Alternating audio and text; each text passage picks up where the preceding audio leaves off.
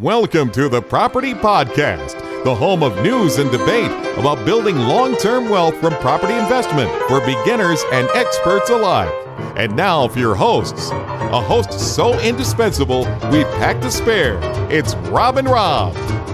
Welcome to the Property Podcast, episode 15, where thousands of investors join us every single week to learn more about property and listen to the odd bad joke. Joining me every single week is Rob, the property geek Dix. Welcome, Rob. How are you? I am really well. I'm having a good time in Berlin, where I'm based at the moment. And I better not say any more because we've got so much to get through this week. Absolutely loads. We're going to be giving you an insight this week into how we set goals when it comes to property. We always talk about how important goals are. But this week, we're going to get really deep into how we do it and why you should be doing the same. We could talk forever about this, but we're going to try and keep it to a nice snappy 20-25 minutes for you. And then at the end, as always, we're going to be sharing our resource of the week, which is another great book this week. But before we get going, and we've got plenty to pack in, as Rob said, we will not neglect our iTunes reviews because once again, you have delivered. Thank you so much to the following people. First off, we have The Rude Man, and he says, "Hey Rob and Rob, I live in South Africa and just started investing in property last year. Since I've been listening to your podcast, the property bug has bitten me, and I'm keener than ever to get stuck in and create some long-term wealth for myself. Keep up the awesome work. You guys are great. Thank you, The Rude Man." James McS says, "Excellent source of news, tips and resources for the property investor. Really well presented and helping me ensure that I'm making a great start to property investment and it's less daunting and more exciting. Thank you." G Young says, "Great podcast, informative and honest." Short but sweet. Thank you, G Young. And UK Munda says, "Excellent podcast, very useful information and easy to understand." Well, thank you very much. As always, we love it when you leave us reviews and we will read every single one out. So thank you and please continue to support us. We do appreciate it. Great to hear that. I'll never get bored of hearing the iTunes reviews. But for the ultimate in listener interaction, it's happening tonight, Rob. It is. I'm excited. Tonight, because today, when we've released this podcast, it's the 27th of June, at 7 p.m, if you've downloaded this on day one, you can join us tonight to join us in a special live episode where our listeners will be able to ask us questions live. We'll be recording it live, and you can interact with us, ask as many questions as you want, whether it's about, some of the bad jokes we've done in the past, or hopefully property related, and you can get all your questions answered and learn loads from us. And, you can catch us on the hop. Difficult questions are welcome. We'll cover as many as possible. We will be answering everything we possibly can. Anything that we don't know the answer to, we will do our best to track down someone who does and point you in the right direction. We're just going to help as best we can, and we are scared but very excited as well. So that's tonight at 7 o'clock. And to find out how to get access, all you need to do is go to thepropertypodcast.com/live. And there'll be a link on there over to the online webinar service where you can just sign up and listen in live along with all your fellow listeners. So that's going to be scary. Just a little. Just a little. But let's get moving on, Rob, to what we've been doing this week. Now, there's something disturbing in the show notes that I've been trying not to ask you about. I'm sorry, Rob, but as we speak to a lot of our podcast listeners, I've had a lot of feedback. Love the show, guys, really positive. But that cheesy American guy and next person, love the show, great, learning lots. But that guy at the beginning. So it might be that time to let Rick go. I'm sorry, Rick, if you're listening. What we're going to do, you'll hear Rick a few more times, but we're going to get a few other people to record the intro for us. And then we're going to email the people on our mailing list a selection, and we'll let them vote. And then the winner will be announced shortly. So if you're interested in voting along with everyone else, make sure you get to the mailing list. We'll be doing it in the next couple of weeks, so you've still got time. We've got to get the recordings together, so get on the mailing list, sign up, and you can be part of the vote. A little bit of fun to choose who will be our new introducer to the show. And, that's an intimidating job. There's lots of people who listen, Rob. It's true. It's not an easy gig, but I'm excited about the audition process. It's going to be the new X Factor, isn't it? It's going to go on. Maybe we should just make a spin it out for 12 weeks or something and eliminate someone every week. Or maybe not. That's probably a terrible idea. Maybe not. No, we wouldn't get a word in. No, that's true. Let's get it over and done with. Also, this week, we're going to be in a book, aren't we? We are. An autobiography. Not yet. We're not quite there. However, someone has been kind enough to get in touch, and we can't give the details yet yet. He's asked us to keep it private, but it's a marketing book. And again, if I give you the author, it's probably going to give it away. So it's a little bit secretive, but all will be revealed. But basically, it's one of the best-selling marketing books on social media. I can probably say that. He's contacted us to use the Property Podcast as a case study because as you have been so fantastic and loyal as listeners, we've got thousands of you now, and it's been a real success story. So it's really mind-blowing that someone's actually come to us, found us. We've not gone to him. Who wants the case study of the podcast, find out more about it and use it as a story in his book, which is really good. I'm really excited about this, Rob. And we do only have the listeners to thank for this, because otherwise we'd just be two idiots talking to each other every week. But it's because of all the great reviews we've had and everything that's kind of propelled us up the charts and got this guy to find us. And the fact that we're a case study of how to do something properly is just amazing. Great role models we are. And also, in my week, Rob, sort of last thing for me to mention is I've been working on sort of two big projects for the second half of this year. And the first one I can now exclusively reveal to our listeners that there's going to be another property podcast. Not that, well, your other one, The Property Geek, and this one is enough. But there's a gap, I feel, for a news, property news. So, Property News Radio is being born. It's being born because it's not quite gone out yet. But I just wanted to let everyone know it's coming. And it's going to be a very short podcast, about 15 minutes every week, about what's happening in the papers, what's happening in the economy, looking at the stories and then applying them to property investment and what we can learn from them. It's really just for busy people who haven't got time to trawl through the blogs and the newspapers to find out what's going on in the property market. And it just means that you can listen in every week, no more than 15 minutes. I'll trawl through the news, give some views, and then hopefully by the end of it, you'll be further updated and a lot better off for it. So that's coming very soon, and I'll reveal more as the weeks come on, but the first episodes are due to be recorded in the very near future. That sounds great. I'll be listener number one to that, because it's normally you that digs out the news story for this show. You always do a really good job of unearthing interesting things. And I'm a podcast addict, and I never have enough time, or I never quite get around to reading the papers or seeing what all the property stuff is going on that I should know about. So that's going to be perfect for me to get it all in one 15-minute burst. That sounds great. Looking forward to that. So, Rob, I've been busy, but I know you have too, and you've been meeting one of our listeners, I believe. I have. A listener who I've been chatting to over email back and forth a little bit. Then when he found out I was going to be in Berlin, he invited me down to Leipzig, where he's been investing over the last few years. And we just spent the day together looking at some of his investments and having a chat. And it's just fascinating to see how the market works in Germany. There are so many things about the way property investment works that sounds great compared to how we do it. So their prices are per square meter, which makes it really easy to compare investments. They can finance them at lower rates for longer fixed rates. And it's just really, really interesting. There are obviously downsides as well, but it was great to see the contrasts and realise all the weird things about our own system that we take for granted. So yeah, I don't know if he'll want me to say his name on the show, because he might want to remain anonymous, but I had a really, really fun day. Anyway, we should get moving on to the news of this week.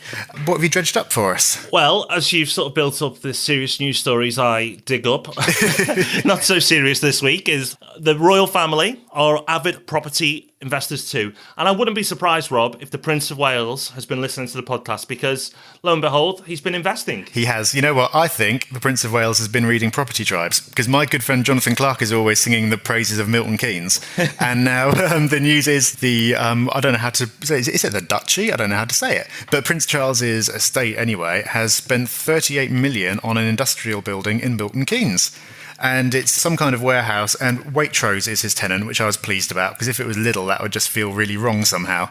His property investments are going really well. His estate is up 15% since 2008, apparently. Yeah, he's recently made 100 million worth of property investments, apparently, according to the article. So we'll link to it in the show notes, of course, which you'll be able to find at the Property Podcast /15. But we're not quite up to Prince Charles's level, but we're glad he's on board with our beliefs as well, that you should invest in property. So it's encouraging, Rob. All right, shall we get moving on to our topic of the week then? Let's do it. This might seem like a weird one for a podcast that's supposed to be about property investment, and yet we're giving a whole episode over to goals. But we really believe that goals underpin everything in property and beyond. And Rob, I know you're into your classical history, so I've dug up a quote from Seneca that I really like because it's so simple.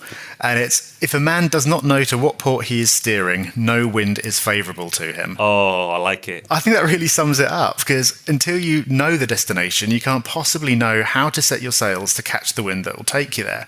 And I was literally having this conversation with a friend the other day. Like, he was trying to decide whether to take on a work contract for the next few months that he wasn't very excited about. And so he said, the thing is, I don't know if it's going to get me closer to where I want to be. So I asked, okay, well, where do you want to be? And he said, well, I don't really know.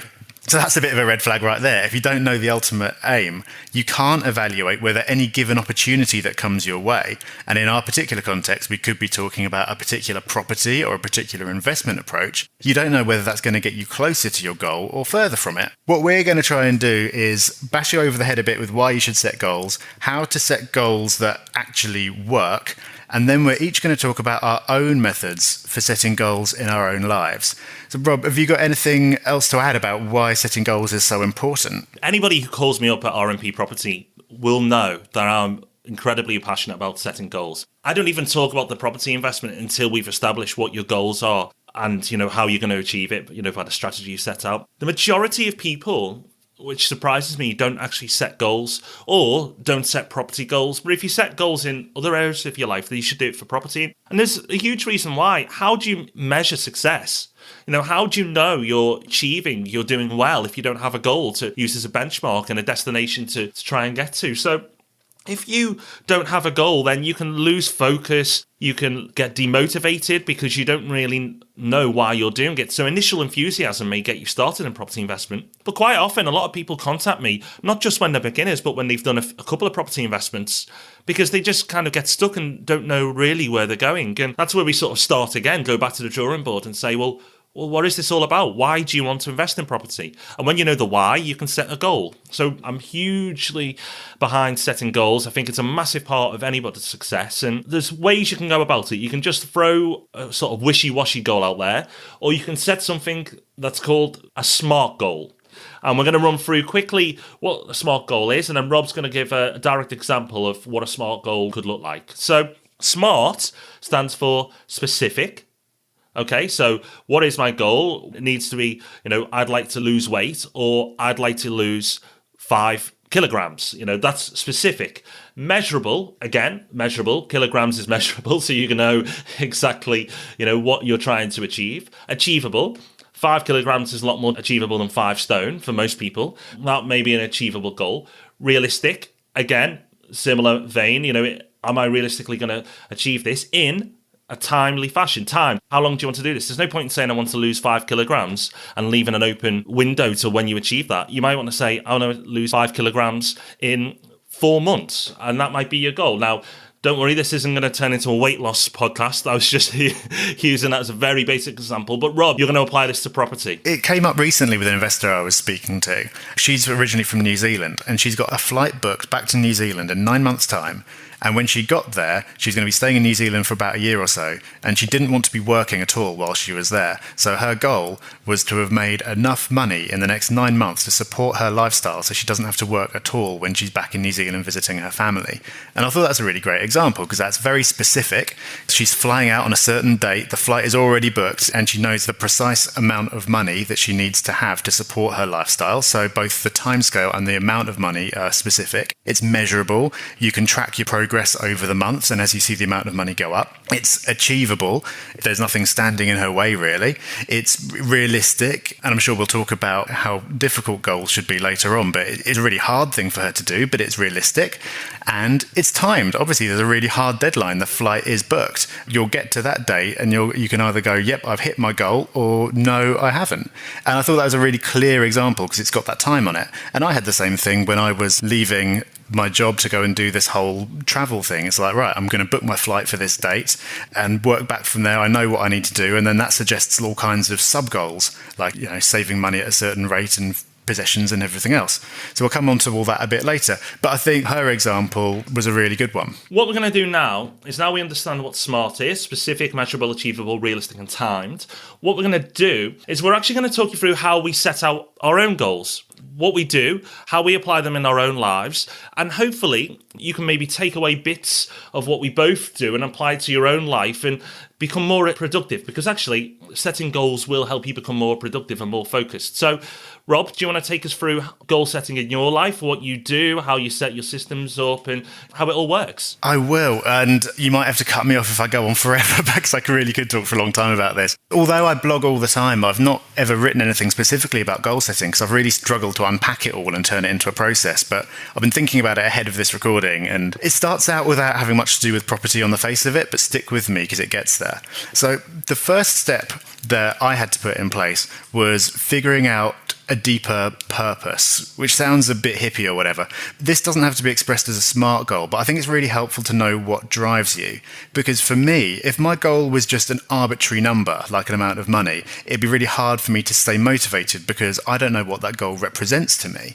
My purpose is nothing to do with property. It's about giving people the knowledge and the confidence to take control of their lives, because I never want anyone to feel powerless or they have to pretend to be someone they've not, because I've been there and it wasn't much fun. So everything I do somehow ties into that deeper purpose. The next step is having a 2-year goal that relates to that purpose.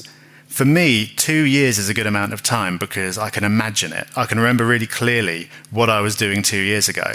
And that timescale seems short enough to keep me moving. If I said 5 years, then it's like, well, what does it matter if I let things slide for a couple of weeks? 5 years is a really long time. I can make that time up. But also, the time is short enough to make big changes after this 2-year goal. And that's a big one for me because I often struggle with focus. I always want to be trying new things and going off in different directions. And my 2-year goal allows me to go, all right, heads down for the next 2 years, I'm doing this. And then when I get there, when I've hit my goal, I can look at other options. So this is where the property comes into it for me. Because at the moment, my goal relates to a certain monthly income figure that I want to reach. And that's not an arbitrary number still. I've chosen that number because it's enough that even if I have no other sources of income, I'll be fine. I'll still be living nicely. I'll still be putting plenty of money into savings and so on. So if I hit this goal, it'll give me the freedom to pursue interesting options without money being a consideration. And that's what I really value. So are you with me so far? Is anyone still listening? No, I'm smiling, Rob. I'm smiling because I can hear a lot of similarities between what I do as well. And we're going to come to that. But we've not actually discussed how we set out our goals before this podcast. So I'm enjoying this as well. So please continue. Good. I'm glad you're not going to contradict me in a minute. So step 2 is, for me, is coming up with like the 2-year goal. And then step 3 is simplifying the action steps, working out the concrete steps that I need to take. And there's a real power in having simplicity in this stage, especially when it relates to property, because it's so easy to be overwhelmed by numbers and options, overanalyze everything and lose focus. Someone I spoke to the other day had his entire plan on a tiny scrap of paper on his desk, and he could carry that plan with him in his wallet at all times. And really, he'd memorized it anyway because it's so short. And it just meant that every time he had to make a decision, it was a simple yes or no based on what it said on this scrap of paper. You can crunch the numbers and say, okay, I need to buy a property every 6 months that gives me a leveraged return on investment of 30%. Now, obviously, there's going to be other factors in there, like the type of risk you're taking on and your time costs and everything else. But that could be the basic numeric criteria. That means that you know exactly what you need to be looking for, and you can analyze any deal just by looking at that one number and saying yes or no. So step 3 is simplifying the concrete action steps you need to take. Step 4 ties into that, and that is my weekly goals. Because one goal can seem absolutely huge, so sub-goals are the way of actually breaking everything down into something you can take action on. Who do you need to meet? Who do you need to learn? What needs to be put in place? Again, because I find it so hard to keep focus and not get distracted, I prefer to go weekly. It breaks down that overall goal into like weekly steps, so I'm never stuck with this big scary thing. I talked briefly earlier about like when we were leaving to have this whole nomadic lifestyle we've got now. From the big goal of, all right, we're leaving on this date. That was a SMART goal. And from that came weekly goals. Like, okay, this week I need to meet 3 agents about letting out my flat, or I need to contact 3 people to get the evidence I'll need to arrange for my visa. So they're the weekly goals. And then the final step for me is daily goals. This is where I drive my wife crazy because I just get so obsessed about doing my daily goals before anything else. Every night I plan out 3 goals for the next day. And I just think, if I accomplish these 3 things, will I be happy with how the day went? I obsessively do those 3 things first, and I try really hard not to do anything else until I've done those 3 things. Then after they're done, everything else is a bonus. I could take the rest of the day off, or I can work on something a bit more speculative, or get onto all the general admin. That's how I kind of break things down from the great big overall purpose into the 2-year plan, into the weekly plan, into the daily goals. And then, if I haven't talked long enough already, I've got a kind of a bonus point, which is about turning goals into habits. And I've talked about previously how willpower is a really scarce resource. And I don't think I've got very much of it to start with. But if you can turn a goal into a habit, then you totally remove the need for willpower. A good example of this is I wanted to write a book. And all I did was to get into the habit of waking up and writing 1,000 words each day. So I'd get up, I'd do some exercise. As soon as I got back and showered, I'd sit down with a cup of coffee and write 1,000 words. Within a week, that was an automatic habit. It wasn't an effort to do it, it just happened. There was no debate about it. If you do that 60 times, you pretty much got a book. There's a book called The Power of Habit, which I really recommend, that goes into all of this a lot more. Habits are really powerful stuff. They can be used for good or bad, so it makes sense to harness them for good and to make achieving your goals automatic, basically. Okay, deep breath. That is my process for setting goals. I love this. I promise you, we didn't talk about our goals before this episode. So that was the first time I've heard how Rob set his goals out as well. And as you're going to hear, we do a few things differently, but it's amazing how similar we actually have taken our approaches. And this is sort of something I've self-developed, and I don't know how you came across your method, Rob, but this is sort of trial and error of what I found not working and tweak things. And what I'm about to go through is, where I've ended up. And I'm sure there's still things I can improve on, but it's really interesting to find out how you set your goals out. Interesting, scary that it's so similar. So I'm going to run through mine and you'll see what I mean. And again, stop me if I go on. But I really enjoyed that, Rob. It's really interesting to see what you do. And I think there's a lot of actionable points people can take away. Yeah, I hope so. Okay, I'm looking forward to hearing this.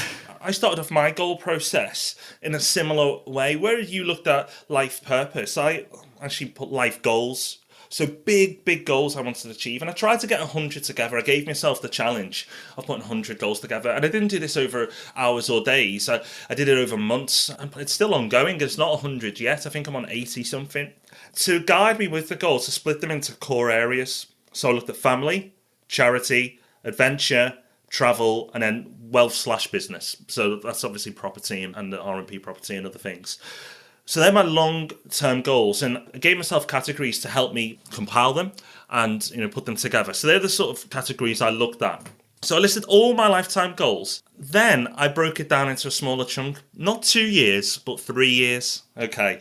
I get a 3-year book, and what I do is I buy a new notebook, and I'm just coming to the end of my second one, so I've been doing this nearly 6 years now, and I'm in the last year of my second one.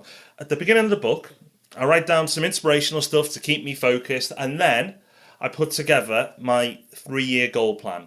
Now, they're big goals. Now, at this point, what I'd say is a tip at this point would be, when you're setting your 3-year goals, look at where your comfort zone is and then +1 it. Okay, so here's the edge of my comfort zone. I think I could achieve all this in 3 years. And then push yourself just outside of it. Not miles away. Just think, okay, what do I think is the maximum possible? And then push yourself a little bit more, because you'd be surprised at how much you can achieve in 3 years. I remember my first 3-year goal book, and I completed the vast majority of it. Now, when I put those goals down for the first time, I have to admit, I probably didn't believe it. But at the end of it, it seemed, why didn't I go for more? So that's probably the first tip I could give you, is when you're setting your longer term goals, is look at your comfort zone and then just push beyond it a little. Okay, so I put my 3-year goals down, and then I go to year 1. Year 2 and year 3 stays blank until we get to year 2, year 3. But what I do in year 1 is write down big goals for that year related to the 3-year goals. So if one of my big goals was to run a marathon, I hadn't run a marathon before, year 1 might be run a half marathon. Okay, so it's a big goal, something that's a good achievement if I hadn't done that before, but it's also taken me towards my bigger 3-year goal of a marathon. So that's probably an easy example of how it would work. And then I'd list all my year 1 goals. And then if I was starting this in January, and by the way, you don't have to start in January, you can start now. So let's just say we're starting in July. Month 1, July, I would write down smaller goals, again relating to year 1. So I'm no longer relating to year 3. I'm now looking at year 1 and going, okay, what can I break down further that I can achieve this month? So if it was, I'll keep it to running because it's something I enjoy. If it was a half marathon, then it may be look for some running shoes. It could be as simple as that, month 1. Month 1 doesn't mean, complete the half marathon. It could be look for some running shoes online, look at reviews, look for an event to enter.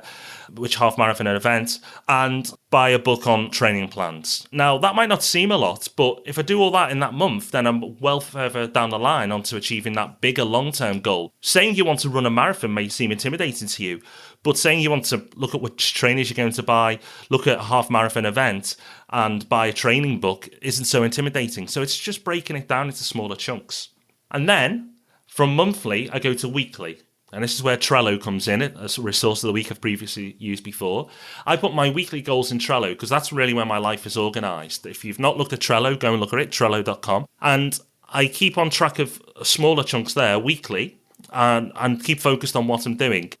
What I would say is I don't go daily. I'm not as thorough as Rob, but weekly I find is enough. So I go life goals. Every 3 years, I have a notebook that I go through and list my 3-year goals, which are obviously related to my life goals. I then break it down to yearly, then I go monthly, and then I go back to Trello. It's interesting, Rob, that you mentioned about habits because, willpower. And what I found at times during my first 3-year cycle was the pad would disappear in a drawer for months, and then I'd have to get back on track and I feel guilty and so on. So what I've done in the last year, 18 months, is I've joined what I call an accountability group.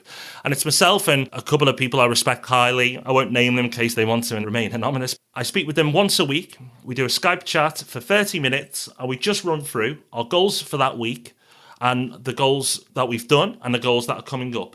And by telling people I'm going to go out and achieve something, it makes me far more focused. And sometimes I'll get to 2 days before the call and think, I haven't done this. And the accountability, I could possibly look like a bit of a loser because I've not done anything on my list, then gets me to find time to make sure I hit the goals. I'm going to pause for breath now because I know it took a bit of a ramble, and I hope that makes sense because I really want this to come across sort of passionately as I believe in it, because I have to say, goal setting really did change my life. And I know we're not talking about property, but again, I'll relate back to final points. I did exactly the same thing with property, and I list what I want my portfolio to be worth at the end of those 3 years. Okay, and that's how I do it with property. If I say I want my portfolio to be worth X by the end of the 3 years, because the amount of property, some people, side point, some people go, I want this amount of properties. The amount of property doesn't really matter. It's the value of the overall portfolio that's far more important. I want my portfolio to be worth X. Then year one, I'll give myself a target, a smaller target of what I want it to be worth. And then January, maybe save X amount towards a deposit, or, take out my savings, or research a property investment, or highlight what my next investment is going to be. It depends which month it is, what the goal's going to be. And then weekly, we'll be breaking down that monthly goal. That's how you can relate it to property. That's how I set my goals out. I hope it makes sense. But Rob, if you can bring clarity to what I've said, or feel free. No, that makes a lot of sense to me. I'm really glad you mentioned accountability. I think that's really important. It's really great to hear that we've both got a kind of a similar thing going on, and that you've kind of got a big goal, and then we each in our own way break it down, and so you're kind of constantly checking whether you're on track. It's not like you get a couple of years down the track and go, oh yeah, I haven't actually started that yet. You're constantly, every month, you've got a new little goal to hit, and so you can keep track of your process, and if you just keep doing it month after month after month, then you're going to get there. I'm also really glad that you mentioned going outside your comfort zone. I know you as someone who sets really big, audacious goals. When we were starting this podcast, you were saying, oh yeah, we're going to do this and do this. I was like, oh, okay. We've not only achieved those things that you were talking about, but we've exceeded them. It was really powerful going outside what you're comfortable with and going beyond what you think is possible, because if you'd settled for something less, then we might have ended up not making so much effort or not approaching it in such a certain way. We've got this big goal and that's what we're going for. And even if we hadn't got there, we still would have got a bloody long way. I think that's a great point to take away. It's setting really goals that you're a bit scared of almost, but then breaking it down in a way, then having the accountability along the way that it seems really achievable as you're doing it. The final point that I'd make to wrap the whole thing up is that I'm working on this new book now where I'm interviewing some really successful people, and every single one of them has got goals. All of them. They can tell me exactly what their goals were, and they can tell me how they progressed towards them, and now they can look back and say, yeah, that's how I did it. Their success wasn't an accident, is what I'm trying to say.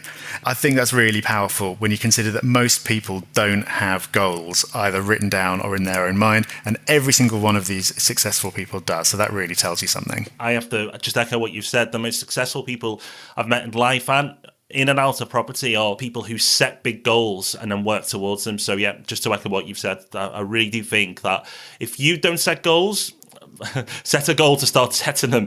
It's changed my life. Without getting too dramatic, it really did change my life when I started setting goals. From where I was before I started setting goals to where I am now are two very different places. Well, I hope that everyone enjoyed that. I really enjoyed thinking about it and to prepare to do it. So if you did get anything out of it, or if you've got any questions about the processes that we use, then you can just leave us a comment. Go over to the show notes at thepropertypodcast.com/15. You can leave us a comment on there. You can leave us a voicemail if you want to get your voice on the show, or you can email us through there as well. We're really happy to answer any questions and would really like to hear what your goals are. If you want to commit to anything in public, you can do that. And I'm really interested in what other people's goals are. Let's get moving on then to the resource of the week. And we've got another great book for you this week. It's another classic book, and it's a book that you might have heard of, but as Rob's about to say, there could be a reason why you haven't read it yet. It's by Dale Carnegie, and it's called How to Win Friends and Influence People. If you've not read this book, some of you may be screwing your faces at that title.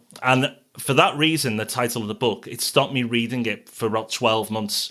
I should have read it 12 months earlier than I actually did, because the title put me off. How to Win Friends, Influence People. It doesn't seem to appeal to me. And it's a shame, because it's probably the only negative point about the whole book is the title, because from page 1, it's gold. I can see why it's called How to Win Friends and Influence People, but it's in a good way. It's about becoming a better person and interacting with people and becoming the best possible conversationalist that you can. And why does this relate to property? Well, property is an industry where you're working with people all day long.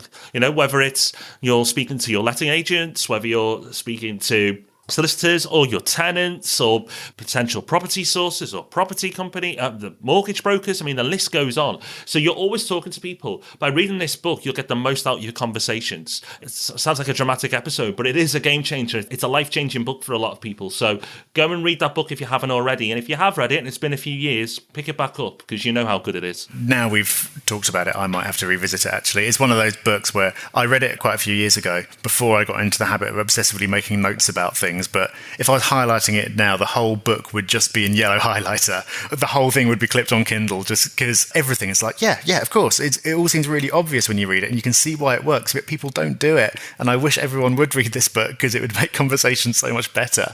Like you said, Rob, it's the whole influence thing. It's like people hear how to influence people, and you think there's something shady about that, or you're manipulating them in some way, but it's not. You can have influence over someone, and you can influence them in a really positive way, and that's what the book is all about. And it's kind of about sort of living by example, I suppose. But yeah, fantastic book. So that's us for another week. But before you go, a couple of points. First off, if you're listening to this on Thursday the 27th, because every Thursday morning we release this, go to thepropertypodcast.com/live to join us tonight for a live recording where you can ask us as many property questions as you like. We'll try to answer as many as possible. There's loads of other people who already signed up, so get to that URL, sign up, and join us this evening for those questions. And then next week, Rob, we've got a very special episode. We have, and just to tie it all back into the resource of the week, we're calling it the Dale Carnegie Approach to Property Investment. It's basically a framework to solving the property problems that you've got. So we're going to be talking about that framework, and we're going to be sort of talking about examples of how you can use it to solve these problems. And we've got a guest expert, Mark Alexander from Property 118, on board to help us with that as well. Okay, this is probably our longest ever episode, but actually, Rob, I've not listened back, but it's probably the most enjoyable for me so far. I hope that it's come across as we really wanted it to, because this episode could have the most impact on your property investment endeavours. By setting goals, you can really go and achieve something special in property. It's a basic skill to master, but once you've mastered it, it can really make a difference. So I hope that's come across. We've really enjoyed this. Well, speaking for myself, I know I have. We look forward to the special episode next week, which, as we said, is put together by Mark Alexander from Property 118. But until then, we look forward to speaking to some of you tonight. But otherwise, we will join you next week for that special episode. See you next week. Super. Bye-bye. Thank you for listening to the Property Podcast. Don't forget to check out the show notes and join the mailing list at thepropertypodcast.com.